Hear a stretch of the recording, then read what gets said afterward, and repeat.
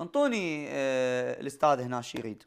اخواني المتقاعدين بجميع انحاء العراق، السلام عليكم ورحمه عليكم الله السلام. وبركاته.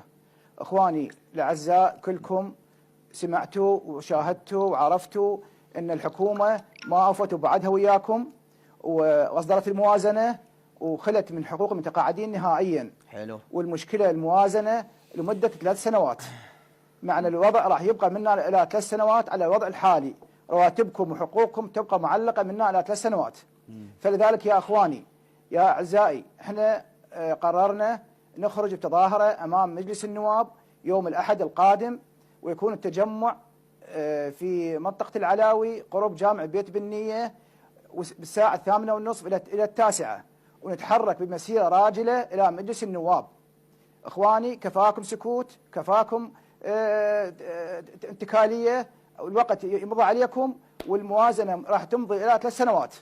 فلذلك يا اخواني الاعزاء ادعوكم دعوه اخ لاخوانه، يا اخواني بجميع المحافظات عليكم الالتحاق يوم الاحد القادم الى بغداد في منطقه العلاوي قبل الساعه 9، نتوجه بالعافيه بالعافيه بالعافيه على كل المتقاعدين، بالعافيه عليكم، لا زياده ولا حقوق ولا اي شيء، والموازنه انقرت 3 سنوات، قرت عينكم. وبكل بلد بالعالم محترم ينطي للمتقاعد ضعف راتبه، ضعف راتبه، يعني اذا كان ياخذ 1,000,000 ينطوه 2,000,000، لان يقولون هذا خدم الدوله، لازم يرتاح، لازم يسافر، لازم يروح مستشفى بيه خير، لازم يتعالج بمكان بيه خير، لازم يصرف على نفسه زين.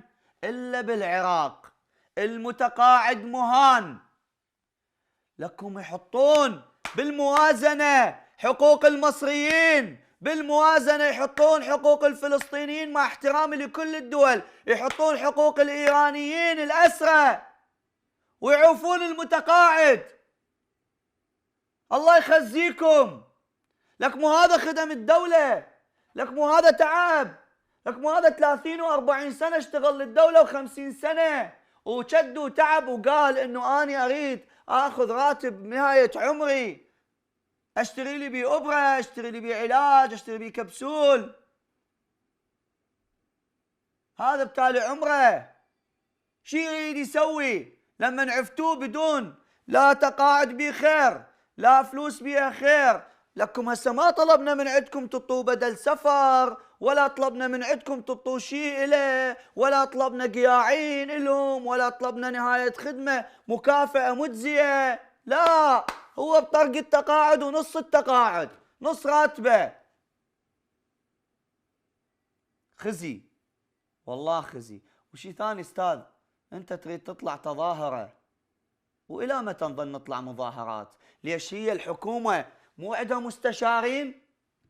بس مستشار هذا الفرشة، المستشار مال رئيس الوزراء ما قال له؟ المستشار مال اللي متزوج اخت حيدر العبادي ما قال له؟